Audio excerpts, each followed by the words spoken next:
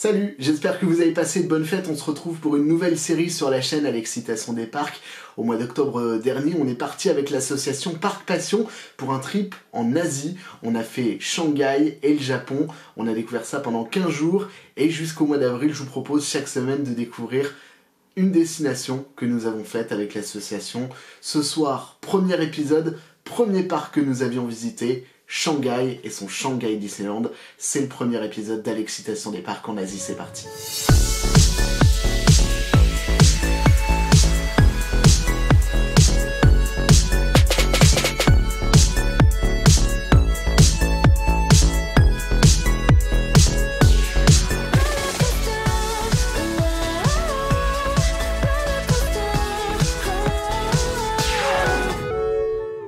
Très gros succès pour le dernier des resorts de la souris américaine. La proximité avec les autres parcs de Hong Kong et de Tokyo n'ont pas empêché la Walt Disney Company de rafler la mise avec cette nouvelle destination ouverte en juin 2016 et qui, au bout d'un an seulement d'exploitation, était déjà rentable.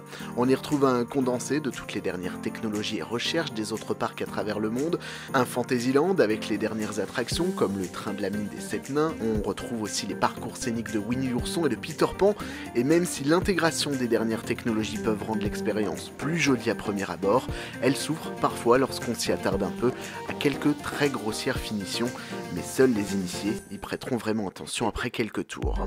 Malgré des adaptations d'autres attractions existantes comme le Land Toy Story ou encore Roaring Rapids et Soaring Over the Horizon, dans un univers d'Adventure Island en y ajoutant une sorte de parcours d'acrobranche, Shanghai Disneyland propose tout de même des attractions uniques.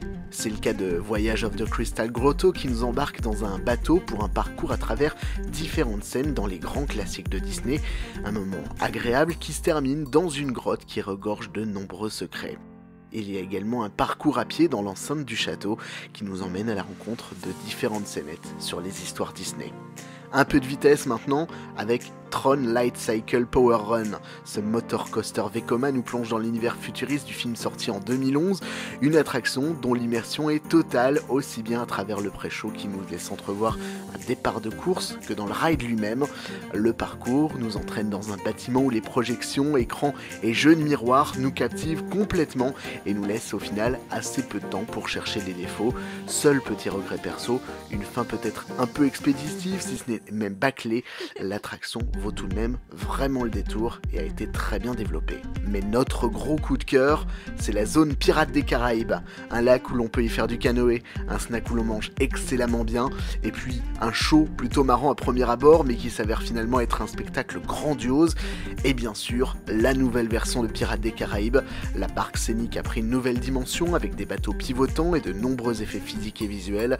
Certains regretteront un léger manque d'animatronics, mais l'intégration entre les écrans et les décors est juste parfaite. Seule petite ombre au tableau, j'aurais personnellement aimé être un peu plus mouillé. C'est donc bel et bien un Disneyland nouvelle génération qui nous est proposé sur ce resort de Shanghai, qui possède pour le moment un défaut, sa taille. Le parc est particulièrement étendu, et passer de Tomorrowland à Treasure Cove pour enchaîner Pirates des Caraïbes après Tron peut s'avérer être une belle promenade de santé, mais cette impression devrait très vite se dissiper dans les prochaines années avec le développement de nouvelles zones, et la plus imminente a d'ailleurs été annoncée il y a quelques jours et devrait concerner l'une des dernières licences à succès de Disney, Zootopia. Enfin, les visiteurs termineront leur journée avec un spectacle en mapping sur le château, In It the Dream, un spectacle qui a été créé pour Shanghai Disneyland et depuis réutilisé en partie par Disneyland Paris pour son illumination. On y retrouve des scènes exclusives comme celle de Mulan, mais on regrettera peut-être un tout petit manque de feux d'artifice, surtout au pays qui a inventé la poudre. Voilà pour cette première vidéo asiatique concernant Shanghai Disneyland. N'hésitez pas à nous dire dans les commentaires quelle attraction là-bas vous fait le plus envie. Et puis on se retrouve la semaine prochaine pour une deuxième destination asiatique dans À l'excitation des parcs en Asie. Salut!